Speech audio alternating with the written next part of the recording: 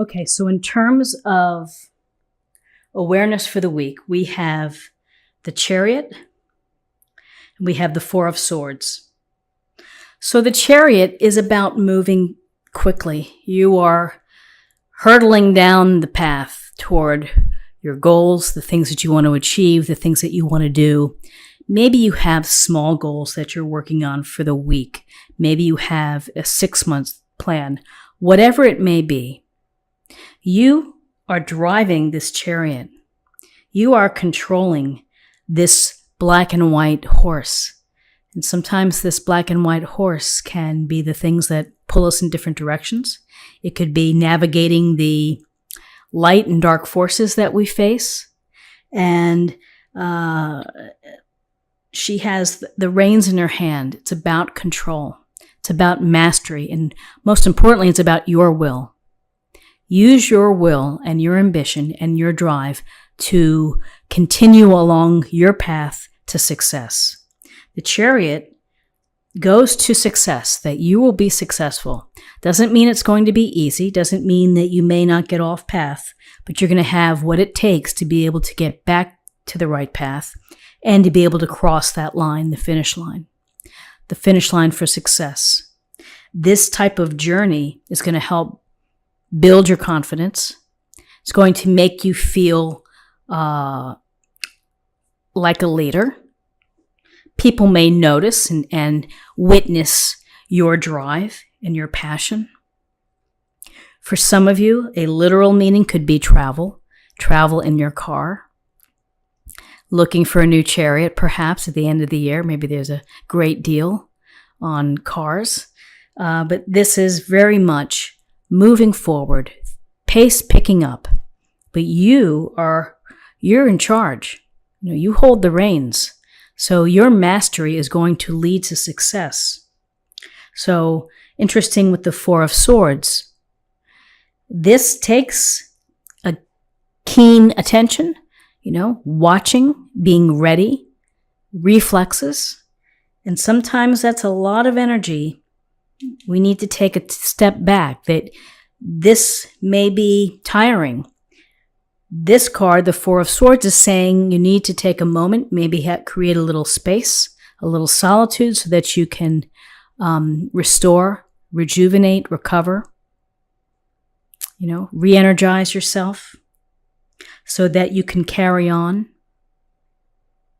Sometimes the path from A to B, it's not so simple. There are stops along the way. Here's an important stop telling you don't neglect your rest and your recovery. Don't allow yourself to get wiped out. If you can pull back a bit, doesn't mean that problems or situations disappear, but it means that you have the mindfulness to be able to put yourself in a position to be able to recover and to restore some energy. So in terms of guidance, we have the Page of Cups, we have the Seven of Swords. The Page of Cups, this youthful energy, the desire to connect, the opportunity, the news or the opportunity to have that spark, the attraction. Either the attraction to someone else, for some of you who are looking, this is the possibility of meeting someone, or it's the attraction to ideas and to, again, a lifestyle maybe that you're seeking, a certain career, certain hobbies. It's the love of pursuing that. So here we have the desire here to build connections, to build relationships, to express feelings, to be more wise when we share our feelings. So I would say on a practical level, how you relate to people that you're in a relationship with, your best friend, your business partner, people at the office, your spouse.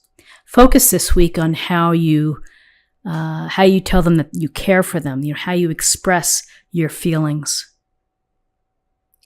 Our relationships really lead to our happiness. They're the core at our happiness. So it's important to be, attentive to them, to express yourself honestly, to tell someone if you care for them, to let them know. Don't make them guess. Tell them. And then with this earnestness and this sincerity here of the Page of Cups, we do have the Seven of Swords. The Seven of Swords can indicate a little trickery. Someone maybe not being totally honest with you, maybe trying to pull a fast one. So if you are involved in with someone new, or getting to know someone new, maybe this is a word of caution, is that it takes time to develop relationships. It takes time to get to know someone. Allow that time to unfold, and see how people react, what they say, what they do. This can go to deception, to lying, to someone wanting to take something of yours. So you simply have to be, I would say, this is a warning. This is, when you have your eyes open and you're kind of seeing things for as they are, then, you're the wiser person here. You're going to be able to tap into that energy. Again, though, I will say that the Seven of Swords, we all get those phone calls, that the IRS, you owe thousands of dollars to the IRS. You need to call this number immediately. That's a scam because the IRS doesn't call people. They send letters to you. There's always someone, it's like identity theft. You have to be vigilant. You have to be tuned in of what people say, what they do. If it looks too good to be true, then, think about that. In terms of possible outcomes, interesting.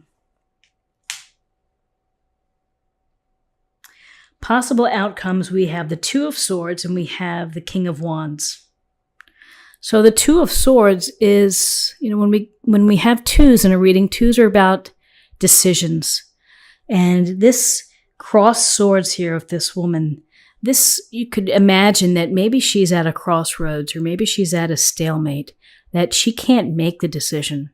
She's a little bit stuck, or she's not ready to make a decision. Maybe there's information out there that she hasn't checked out. Maybe she's not ready to make a decision with respect to the Page of Cups, the Seven of Swords energy or person. That you're just you're right there and you're not willing to see things yet. You're not willing to release. You're clutching your heart and you are, maybe you're at an impasse. You can't decide. So interesting with this Two of Swords is the King of Wands, because the King of Wands brings this blast of energy and charisma and action. Someone who is a can-do, someone who is very successful, more than likely by judging people, by understanding people, by being very talented and willing to put in the hard work. I see a big connection between the Chariot and the King of Wands, which is the ambition and the drive to be successful, to do things. So, a couple things here. This King of Wands could be you asserting yourself, ultimately thinking about what's going on and then making some decisions that impact your ability to reach your goals, to accomplish things, to have certain relationships. Or the King of Wands could be someone who's experienced in your life, someone within your family or at the office or a counselor who can give you some good advice, who can support you, who can listen as you run things through. So interesting cards here, anchored by the Chariot, the need for rest, opportunities for these emotional connections, but some things to be mindful for with the Seven of Swords and the Two of Swords. Ultimately, the King of Wands, he's successful because he can gauge people and he can make the most out of situations. So let's see what we have in terms of an oracle card or affirmation for the week. No. Wait, postpone, pause, say no. Well, isn't that something? That sheds a brand new light. I'm going to let you soak that in and leave me a comment below of how you think this plays out with the Seven of Swords and the Two of Swords and the Page of Cups. And finally, let's choose a love oracle card. Forgiveness. You are now able to activate the power of love in order to release past hurts. So releasing past hurts can open up the way for new things to come to you. If you hang on to the hurts, you're blocked. You may feel untrusting. So to the degree possible, not everyone can forgive. It's unique. It's special to each person, but, allowing things to settle and to be in the past, just let it go and be in the present and be thinking of the future.